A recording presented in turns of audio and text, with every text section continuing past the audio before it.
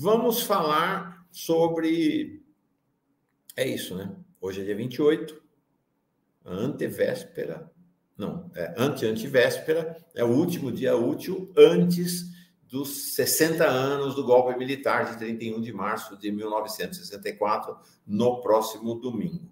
A gente mostrou mais cedo que, neste dia, qual é a agenda do presidente Lula. Mas ontem, o presidente Lula, no evento lá do lançamento do submarino, o Toneleiro, ele fez mais um aceno aos militares, mais um gesto na direção dos militares, dizendo que tem carinho pelas Forças Armadas. Desculpa, presidente Lula, eu tenho nojo das Forças Armadas. Quem é democrata no país tem nojo das Forças Armadas, e não é porque não gosto de militar, não. Eu vou mostrar agora por que todo democrata desse país deve ter nojo e não carinho em relação às Forças Armadas. Então é isso. Ontem ele faz esse elogio, ou faz esse gesto de afeto em relação às Forças Armadas, e hoje, como a gente mostrou, último dia útil antes do 31 de março, ele está recebendo a cúpula dos algozes. Em vez de receber as vítimas, ele está recebendo hoje a cúpula dos algozes, daqueles que deram o golpe, né, daqueles representantes da instituição que deu este e uma série de outros golpes na democracia brasileira. É isso. Então, vamos explicar. Hoje é o último dia de transmissão ao vivo aqui do Fórum Café, antes do 31 de março. Vamos explicar por que eu estou falando de nojo das Forças Armadas? Por que as Forças Armadas são estruturalmente golpistas? Tem que olhar a história. Por que 1964 não é uma história que acabou? Não tem que virar a página. O golpe de 2016 contra Dilma, o golpe contra Lula em 2018, o golpe de Bolsonaro e dos bolsonaristas em 2022, com o apoio da cúpula militar, e a última tentativa de 8 de janeiro de 2023, são todos eles continuidade do golpe de 1964. Né? São todos eles continuidade do golpe de 1964. Está aqui. Vamos olhar a sequência? Acho que temos que olhar a sequência do que aconteceu. Na verdade, porque fica uma ideia de que o golpe de 64, os militares foram à rua e ganharam, e venceram e tiveram. Não. O golpe de 64, ele é a resultante de 4 tentativas anteriores. Os militares vinham tentando dar um golpe de Estado no Brasil desde 1954. Em 1954, o alto comando militar, acho que não chamava ainda alto comando do Exército, mas o comando das Forças Armadas, avisa o Getúlio de que ele tinha que entregar a presidência da República ou haveria um golpe militar. O que o Getúlio faz? Ele suicida-se. Essa é a primeira foto aí que está aparecendo. O suicídio de Getúlio, inclusive tem aquela carta de testamento dele, dramática, né, que ele diz: saio da vida para entrar na história. O suicídio de Getúlio evita o golpe militar, porque é uma onda de indignação no país e de solidariedade e empatia em relação a Getúlio. Mas um ano depois, em novembro de 1955, os militares já estavam de novo na segunda tentativa do golpe. Inclusive, escrevi um artigo, vai ao ar domingo aqui na Fórum, falando isso. Os militares, o golpe de Estado é um bastão. É como se fosse uma corrida. Sabe essas corridas de revezamento, Rebeca, nas Olimpíadas? 4 por 100 ou 4 por 400? É assim com o golpe de Estado no Brasil. Cada grupo de militares, cada geração de militar, passa o bastão do golpe para a seguinte. Então, quem tentou o golpe contra Getúlio em 54, passa o bastão para quem vai tentar o golpe em 55. Então, em 55, qual é a segunda tentativa de golpe? É a tentativa, que não foi bem sucedida, quase foi, de impedir a posse de Juscelino Kubitschek, que tinha vencido a eleição em outubro de 55. Um mês depois, eles tentam um golpe para impedir a posse de Juscelino Kubitschek. Inclusive, vários dos personagens participantes dessa operação em 55 vão estar presentes no golpe de 64. Vou contar essa história também. O golpe foi derrotado em 11 de novembro com uma ação fulminante do general Lott, o general Henrique Teixeira Lott. Aquele era um tempo em que ainda existia militares democratas e legalistas. Né? Eles foram extintos depois do golpe de 64, não existem mais. O Lott faz uma mobilização, né? Mobiliza parte das forças do exército e chega, inclusive, a colocar tropa e tanque na rua e impede o golpe militar, garante a posse de Juscelino. Eles se acalmaram? Não. Não demorou um ano. Em fevereiro de 56, terceira tentativa de golpe de Estado, depois daquela tentativa freada pelo assassinato ou pelo suicídio de Getúlio. Tem a chamada Revolta de Jacareacanga, 56, fevereiro de 56. Era uma revolta que parecia sem expressão. Uma revolta aparentemente sem expressão. Dois militares, um major e um capitão, tomam um avião na base aérea do Rio de Janeiro e voam até Santarém. Um deles, o capitão Veloso, era de Santarém. E tomam a base militar de Jacareacanga, um negócio aparente. E tomam, inclusive, alguns pequenos povoados, Rebeca, ao redor de Belém. Né? Alguns povoados ao redor de Santarém, desculpa, ao redor de Santarém. Então, o negócio parecia pequeno, né? Não, prolongou-se por 19 dias. Por que prolongou-se por 19 dias? Porque as Forças Armadas recusaram-se a reprimir os rebelados. E os golpes de Estado têm golpe que funciona assim, né? Um grupo pequeno toma iniciativa na expectativa de que o conjunto venha atrás. E o conjunto fica ali olhando. Se der certo, porque os militares são intrinsecamente covardes, é importante que se diga isso. Como aconteceu com o Freire Gomes agora, fica lá olhando, será que vai dar certo? Se der certo, o cara embarca. Se não der certo, ele posa de legalista. Então, eles então demorou 19 dias. Da mesma maneira, a gente viu agora com os acampamentos, Rebeca, a mesma coisa. O exército recusou-se a desmontar os acampamentos na porta dos quartéis, abertamente ilegais. Lá em Jacareacanga, as Forças Armadas, especialmente a Aeronáutica, o tema ali eram militares da Aeronáutica, recusaram-se a reprimir. Demorou mais de 15 dias para que finalmente houvesse o envio de uma força militar para reprimir essa terceira tentativa de golpe. Então fica aí, ó. Tá aí, 54, 55, 56. Acabou. Não acabou. Teve uma quarta tentativa em 1959, a Revolta de Aragarças, que durou 3 dias, 2, 3 e 4 de dezembro de 59. Eles estavam sob comando de quem? Daquele major que eu mencionei, da tentativa de Jacareacanga de 3 anos antes, Major Haroldo Coimbra Veloso. Ele que tinha tentado o golpe lá da revolta de Jacareacanga, é um dos líderes também da quarta tentativa de golpe. Da quarta tentativa de golpe. Por quê? Porque Juscelino, que resolveu virar a página, Juscelino resolveu dar uma anistia e o cara foi tentar outro golpe 3 anos depois. Quem era o colega dele? Quem era o co-líder desse major aviador? Era outro da aeronáutica, superior a ele, o tenente-coronel João Paulo Moreira Burnier. Eles sequestraram 5 aviões e desviaram para a base militar de Aragarças. Vamos lembrar que não tinha Brasília ainda, bem em Goiás. A ideia era de que, indo para o centro do país, né, por onde passavam todas as rotas de aviação e as estradas, que a partir dali o golpe se disseminaria. Não aconteceu, o levante acabou derrotado em 4 de dezembro. Aí tem a quinta tentativa, aí finalmente bem sucedida, de 64. Então, importante dizer que os golpes de Estado,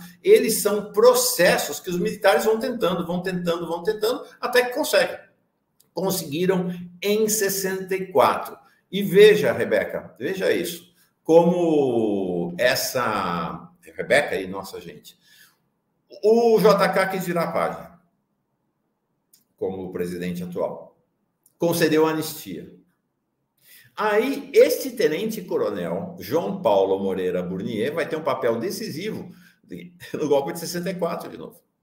No golpe de 64. Ele vai chegar a brigadeiro.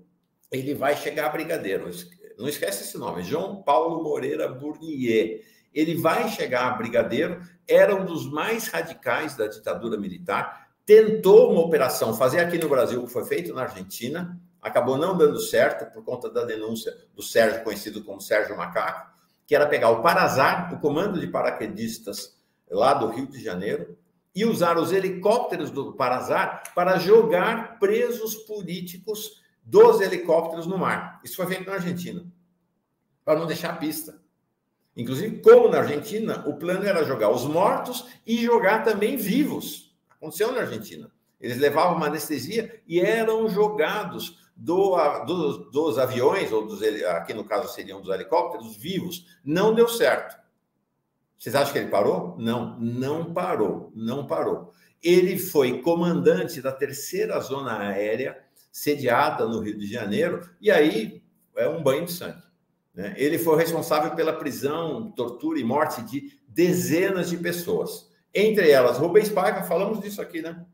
Em 71, o Rubens Paiva, falamos com a filha dele, né? A Vera Paiva, aqui na semana passada. Então, entre eles, o Rubem Paiva, o estudante Stuart Angel Jones, irmão da Hildegard,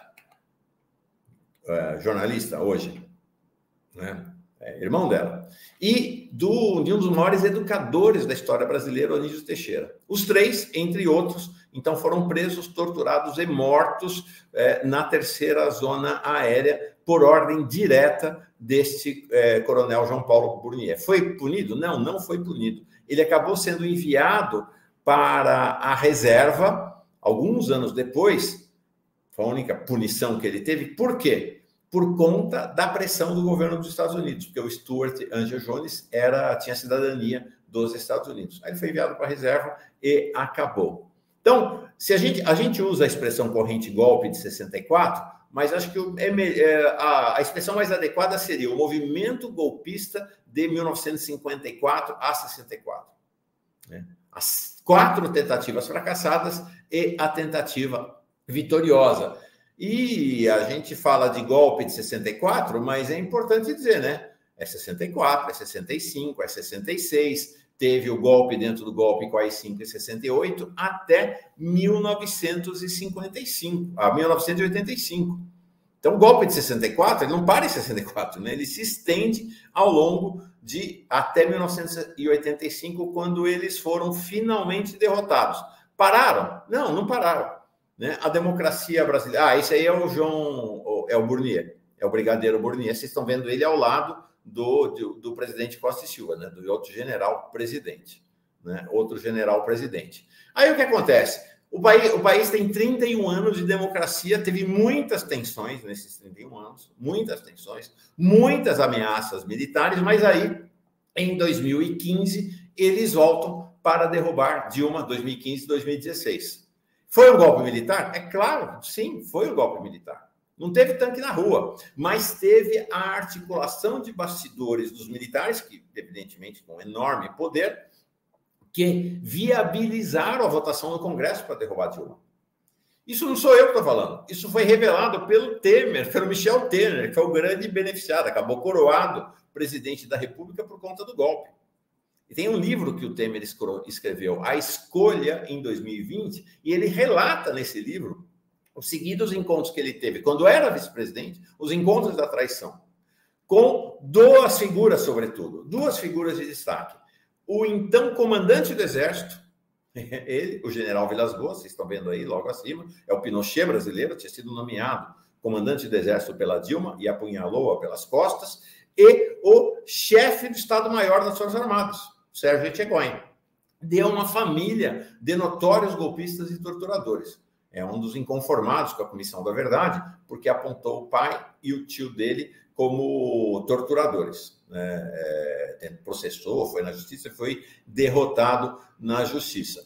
Esses encontros dele, que o Temer faz vazar para os políticos, como uma maneira de pressão e de dizer que tinham respaldo, foram fundamentais para a vitória do golpe no parlamento em 2016. Resultado, o Temer vira presidente, o Vilas Boas continua como comandante do Exército e o Etchegóin vira chefe do GSI, que ele vai recriar, tinha sido extinto pelo Fernando Henrique Cardoso. Então, o chefe do GSI, tanta dor de cabeça dá para a democracia brasileira, passa a ser o Etchegóin. Os dois são, ou então, os coordenadores militares da derrubada da Dilma. E aí, da mesma maneira como em 68 houve o golpe dentro do golpe, que foi o AI-5, em 2018 teve o golpe dentro do golpe, que foi impedir que Lula fosse candidato a presidente, porque eles sabiam que Lula ia ganhar a eleição. Tentaram fazer isso com o Juscelino lá atrás, inclusive cancelaram. Era para ter uma eleição no Brasil, a eleição presidencial em 65. Essa eleição foi cancelada porque os militares sabiam que o Juscelino ia ganhar a eleição.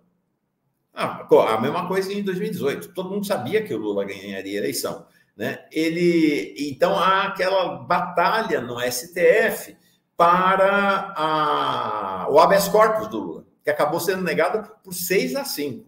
Por 6-5. Então, o Vilas Boas, enquanto o STF estava analisando, solta aqueles dois famosos tweets, ele na qualidade de comandante do Exército, ameaçadores, na verdade, ameaçando dar um golpe militar aberto se houvesse o habeas corpus e o Lula pudesse ser candidato a presidente da República. Hoje já se sabe que aqueles tweets não foram da cachola, da cabeça do Vilas Boas.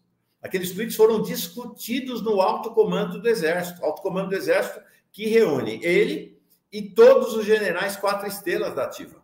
Essa é a composição do alto comando do Exército. Foi discutido, ele foi aprovado no alto comando do Exército. Alguém tem dúvida que foi um golpe dentro do golpe, ou um segundo golpe em 2018? E aí, 4 meses, isso em abril, 4 meses depois, o que as Forças Armadas fazem? Transformam o Jair Bolsonaro no seu candidato oficial.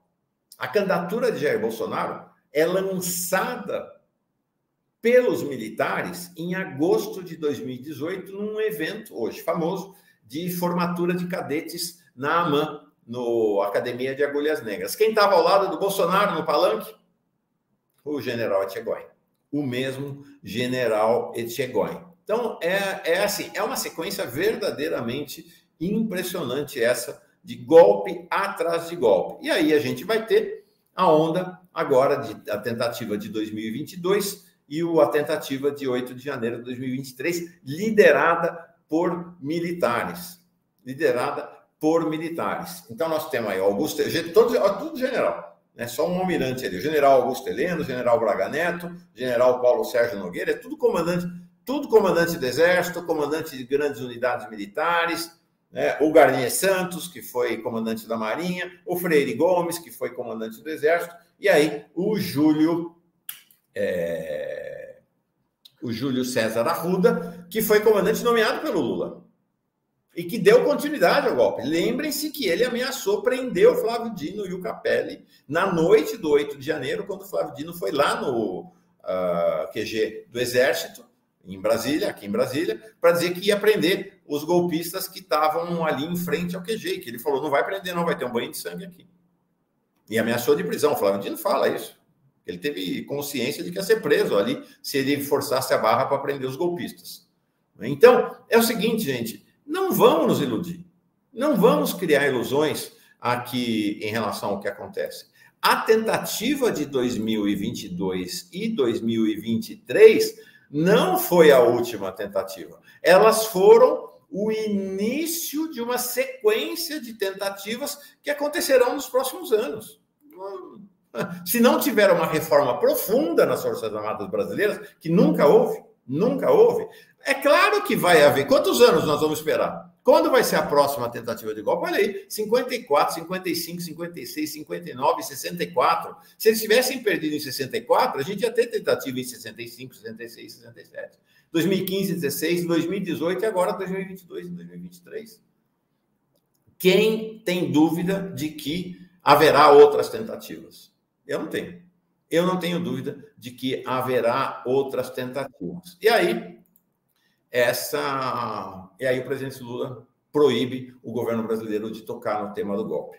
Né? A questão do apoio do presidente Lula é importante que se diga. Há uma questão que fragiliza, ou inclusive juridicamente. O presidente Lula não é o presidente do governo brasileiro apenas. Ele é o presidente do Estado brasileiro. O Estado brasileiro tem responsabilidade sobre as vítimas. sobre os presos, os demitidos, os torturados, seus familiares, os 10 mil indígenas mortos durante o golpe militar. O presidente Lula tem responsabilidade como chefe de Estado. Ele deve desculpas às vítimas, não porque ele fez, mas porque ele é o chefe do Estado brasileiro. Ele é o chefe do Estado brasileiro. Aí ele diz que tem que virar página, que ele não quer ficar remoendo o golpe, mas eu digo, ok, os militares não viraram a página. Os militares ficaram remoendo 31 anos, desde que eles foram apeados do poder, até serem vitoriosos em 2016. Se a gente não tem essa consciência histórica, a gente não vai entender 2022 e 8 de janeiro de 2023 são a sequência dos golpes iniciados em 54 e vitoriosos em 64. É a mesma linha, é a mesma linha. Eu termino o artigo, Rebeca, com a seguinte observação. Quem de fato preocupa-se, o presidente Lula está dizendo que ele não se preocupa com 64, ele se preocupa com 2022, 2023. Quem de fato se preocupa com o que aconteceu em 2022, em janeiro de 23, mantém muito viva a memória de 64. Na verdade, mantém muito viva a memória de 54, 55, 56, 59, 64, 2016, 2018, colada com a memória de 2022 e 8 de janeiro de 2023. Todas essas datas, vamos pensar na história do Brasil como um colar, todas essas datas são contas de um único colar, cujo fio é a história do Brasil. Cujo fio é a história do Brasil. Por isso que é tão grave essa posição do presidente Lula. Ele acha que, com carinho com as Forças Armadas, ele vai transformar o caráter golpista delas? É claro que não vai. Tem que haver uma reforma nas Forças Armadas. O PT, finalmente, ontem, ou terça-feira, na reunião do Diretório Nacional, decidiu que vai participar dos atos de 31 de março e 1º de abril. E durante a reunião, a Gleisi admitiu, segundo 3 pessoas que estavam presentes na reunião, que o veto do Lula sobre 64 está tendo um papel importante na desmobilização dos atos da esquerda. A resolução do PT diz: também resultado dos debates realizados na reunião do Diretório Nacional, às vésperas do Dia da Memória dos 60 anos do golpe, o Partido dos Trabalhadores reafirma seu compromisso com a defesa da democracia no país, valor presente no DNA originário do partido desde sua fundação em 10 de janeiro de 1980. O recado para o presidente Lula, né?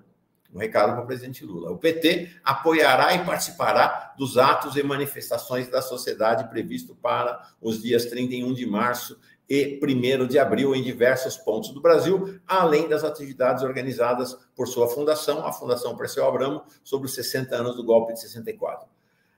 Enquanto o presidente Lula proíbe o governo de se manifestar, os militares estão se manifestando. Dia 31 vai haver um almoço festivo, esse é o nome, está no convite, almoço festivo em comemoração ao movimento democrático de 1964 no Clube Militar no Rio de Janeiro. Quem vai discursar lá é o general Mainar Marques de Santa Rosa. É um general da reserva, mas com grande influência sobre o Exército Brasileiro. Ontem saiu um artigo dele, ontem, dia 27, no site do Clube Militar, que se apresenta como a Casa da República. É muito propriamente, né? A República, vamos lembrar, foi um golpe de Estado dos militares brasileiros. Ele começa o artigo assim. Rebeca, olha como ele começa o artigo. Gente, a memória do 31 de março permanece tão presente quanto recalcada pela insegurança dos governantes. Provado está que uma ideia só pode ser superada por outra. E não apareceu ainda no Brasil um ideário melhor que o de 64, como projeto de futuro. Ele está dizendo que vai ter golpe, ele está avisando que vai ter golpe. A repressão ao passado é puro obscurantismo de quem teme a verdade dos fatos, na ilusão de que pode apagar uma marca registrada do inconsciente coletivo. Ou seja, os militares sabem que eles precisam celebrar o golpe de 64 para manter a memória viva, e ele está anunciando que 64 é um projeto de futuro para o país. É muito, muito grave. Infelizmente, enquanto... olha isso aqui. Vai sair na GNT uma sequência sobre 64. E tem a gravação, gente, nós vamos poder ouvir este diálogo entre o general...